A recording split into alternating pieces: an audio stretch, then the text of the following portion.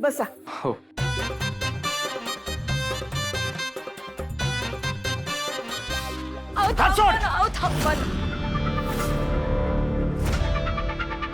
आला वाटतं हा 4 दिवसांनी परत. झाली सुरुवात. काय कसली सुरुवात झाली?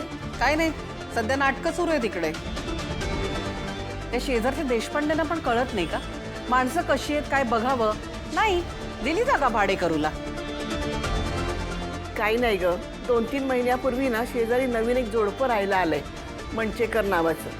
तर नवरा आहे ना 2-3 दिवसांनी ना एवढा पिऊन येतो आणि त्या बायकोशी ना भयंकर भांडतो, कधी कधी मारहाण सुद्धा करतो. करायची भांडणं तर करा ना, स्वतःच्या घरात करा, पण नाही, त्यांना सगळ्यांना तमाशा दाखवायचाय.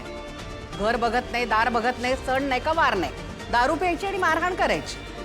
नवरा बायकोची भांडणं कोण मध्ये पडणार?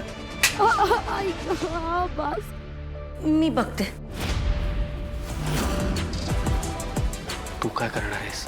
समजावणार आहे त्यांना गोड भाषेत. तारिणी बाळा ऐक ना. आलेच. तारिणी मी जातो. मी बघतो. गेली. आता बरोबर पिढा घेऊन येईल घरी. काय उद्योग आहेत खरंच. पुन्हा जर माझ्या मागे आलीस ना थोबाड बुडीन तुझं. असं काय करताय आणि तुम्ही माझ्या रस्त्यावर का भांडताय? तुम्हाला जे बोलायचंय ना आपण घरात जाऊन बोलू ना.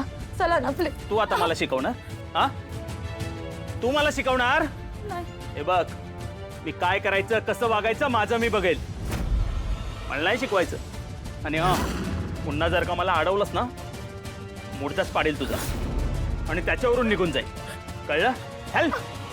आओ पण तुम्ही कुठे चालत आता ते तरी सांगा.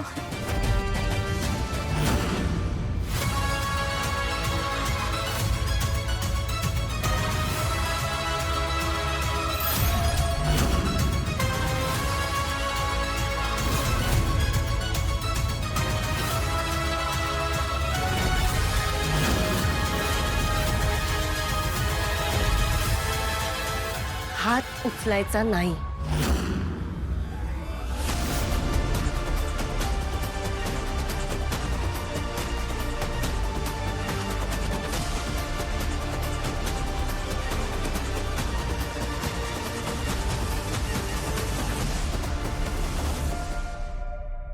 दादा म्हणजे मी असं म्हणतेय की त्या बघा किती घाबरल्यात.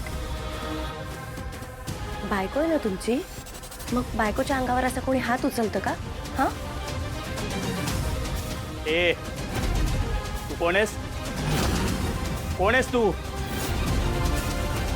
हे बघ, ही माझी बायको आहे, मी हिला मारीन, झोडीन, हिचा खून करीन. तुला काय करायचंय? तुला काय करायचंय? नाही बरोबर आहे तुमचं, आहे तुमची बायको आहे ती, पण म्हणून तुम्ही कसंही नाही ना वागू शकत तिच्यासोबत. नाही म्हणजे मला असं म्हणायचंय की शांतपणे बोला त्यांच्याशी. तुम्हाला जे काही बोलायचं असेल ते घरात जाऊन बोला ना. आणि असं आरडाओरडा करून काय होणार आहे? आणि हात का उचलताय? ही बाई कोण आहे मला बोलणारी? मी तुला मारीन, झोडीन, काय पण करीन. ही कोण आहे मला बोलणारी? एक मिनिट, तू बोलवलंस हिला? तू बोलवलंस का हिला? खरं सांग, नाही तर तुझा मुर्दा पाडी ना मी. अहो मला नाही माहिती हा कोण आहे. अहो मी हात जोडते हो तुमच्या पुढे, तुम्ही जा ना इथून. ताई मी तुमची मदत करायलाच आली इकडे. हे बघा, तुमचा या सगळ्याशी काही संबंध नाहीये, तुम्ही जा बरं इथून. हे बघा अहो पण मी तुम्हाला अशा अवस्थेत सोडून कशी जाऊ? मी माझं बघते, तुम्ही जा इथून. अहो हो पण मी तुमची मदत करायला आली आहे इकडे. अहो नको आहे मला मदत तुमची, मला सवय या सगळ्याची. तुम्ही जा ना, जा.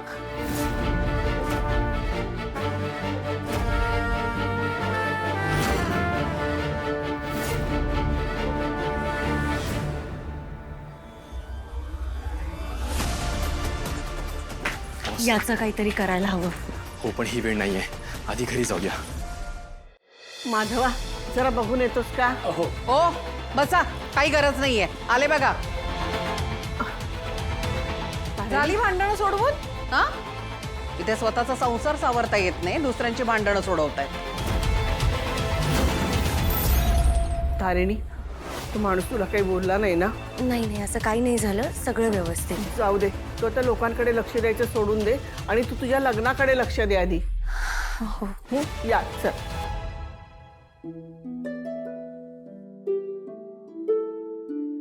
रेखा, औक्षण करून घे. निशीची आई, म्हणजे तुमच्या सगळ्यांची हरकत नसेल तर माझी अशी इच्छा आहे की आमचं औक्षण सुमीनी करावं. मी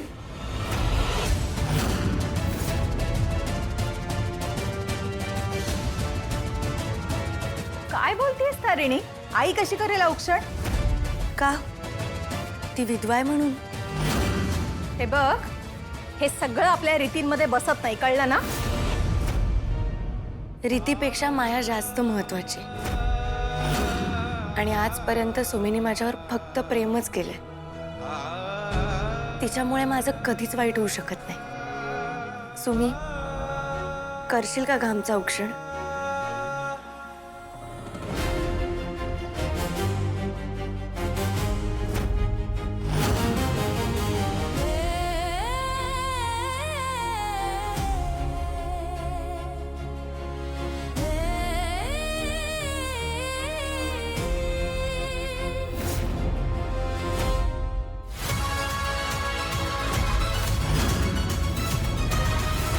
अरे देवा, हा तर अपशकुन झाला.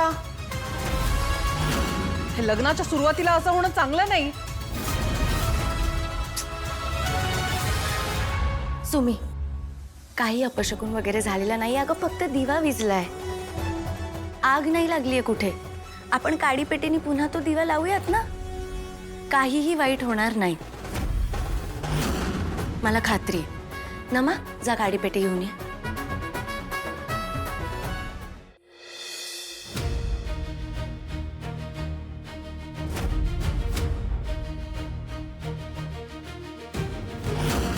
आजकालचे वारे खूप लबाड झालेत. कुठून पण शिरायला बघतात, पण आपण घाबरायचं नाही. आपण आपलं काम करत राहायचं. आणि असंही तुमच्या प्रेमाची ताकद कुठल्याही अपशकुनापेक्षा खूप जास्त आहे. आणि तुमचा आशीर्वाद आमच्या पाठीशी असल्यावर आम्हाला काय होणार आहे?